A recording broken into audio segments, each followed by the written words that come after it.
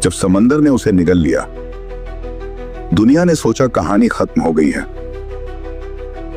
KGF जल चुका था, सोने की खदानें राख में बदल चुकी थीं, और उस आदमी का नाम, जिससे सत्ता भी कांपती थी, इतिहास के पन्नों में दफन कर दिया गया था। रमीका सेन ने एक आदेश दिया और कुछ ही मिनटों में रॉकी का स्वर्ग नरक से भी बदतर बना दिया गया। पर रॉकी सिर्फ मिट्टी से नहीं जुड़ा था, वो लोगों की रगों में दौड़ता था।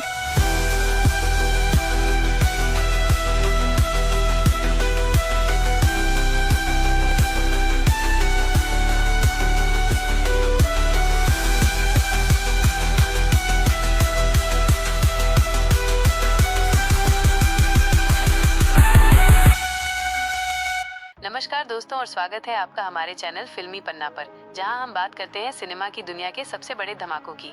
आज हम एक ऐसे तूफान की बात करने जा रहे हैं जिसने पूरे भारत में सनसनी मचा दी थी। जी हाँ, हम बात कर रहे हैं केजीएफ फ्रेंचाइजी की और इसके आने वाले सबसे बड़े चैप्टर की, माइनस केजीएफ चैप्टर 3।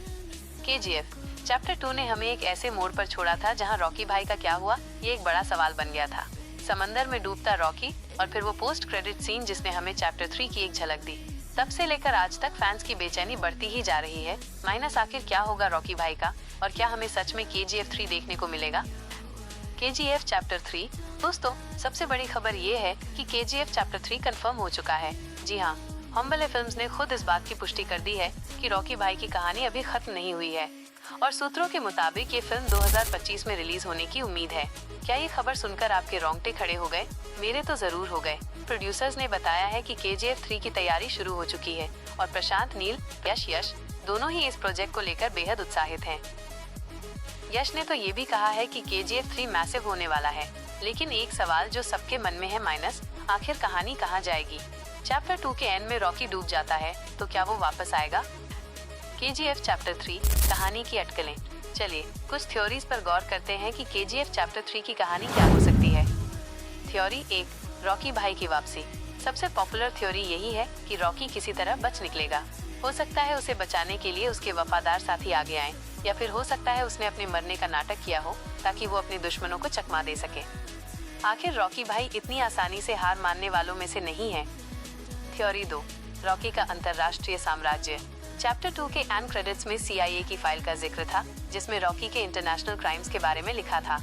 तो क्या चैप्टर 3 में हम रॉकी को भारत के बाहर दुनिया के दूसरे हिस्सों में अपना सोना और साम्राज्य फैलाते हुए देखेंगे?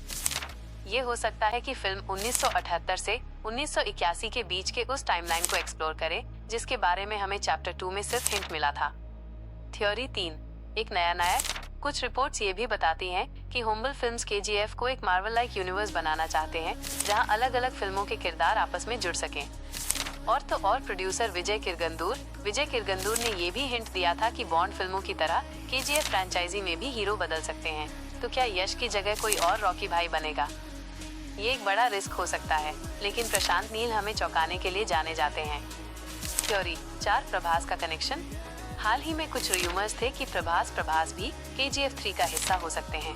प्रशांत नील की अगली फिल्म सालार में प्रभास लीड रोल में है और कुछ फैंस ये कयास लगा रहे हैं कि सालार और केजीएफ यूनिवर्स आपस में कनेक्टेड हो सकते हैं। अगर ये सच होता है तो सोचिए, प्रभास और यश एक साथ, क्या कमाल का धमाका होगा। ये तो सिर्फ कुछ अटकलें हैं, लेकिन एक बात तय है कि प्रशांत नील की स्क्रिप्ट कुछ ऐसा ही बड़ा और अप्रत्याशित होने वाली है। उनकी कहानी कहने का तरीका और लार्जर देन लाइफ विजन ही केजीएफ को इतना खास बनाता है। बात करते हैं डायरेक्टर प्रशांत नील और रॉकिंग स्टार यश के बाकी प्रोजेक्ट्स की। प्रशांत नील फिलहाल सालार में बिजी हैं, जिसमें प्रभास हैं, और उसके बाद वो जूनियर एनटीआर के साथ NTR NEEL नाम की एक फिल्म पर काम करेंगे। तो केजीएफ 3 का प्रोडक्शन तभी शुरू होगा जब प्रशांत नील अपने इन कमिटमेंट से फ्री हो जाएंगे। वहीं हमारे रॉकी भाई यानी यश भी इन दिनों अपनी अगली film toxic a fairy tale for grown ups की शूटिंग में व्यस्त हैं। ये एक पीरियड गैंगस्टर फिल्म है जिसे गीतू मोहनदास डायरेक्ट कर रही हैं और इसमें नयनतारा भी उनके साथ होंगी। ये फिल्म 2026 में रिलीज होने वाली है।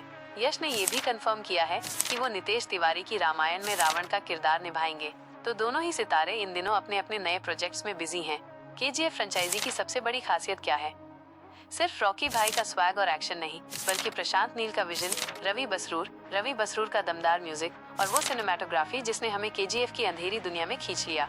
केजीएफ 3 से भी हमें यही उम्मीदें हैं, माइनस एक और विजुअल स्पेक्टिकल, एक और इमोशनल राइड और एक और रॉकी भाई का वो एटीट्यूड जो हर किसी को उनका दीवाना बना देता है।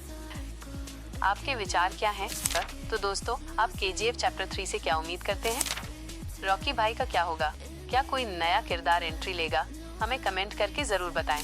इस वीडियो को लाइक करें, अपने केजीएफ फैंस दोस्तों के साथ शेयर करें और हमारे चैनल फिल्मी पन्ना को सब्सक्राइब करना न भूलें, ताकि आप ऐसे ही और धमाकेदार वीडियोस मिस न करें। मिलते हैं अगले वीडियो में, तब तक के लिए बने रहिए और सिनेमा की दुनिया के हर अपडेट के लिए देखते रहिए हमारा चैनल फिल्मी पन्ना। जय हिंद।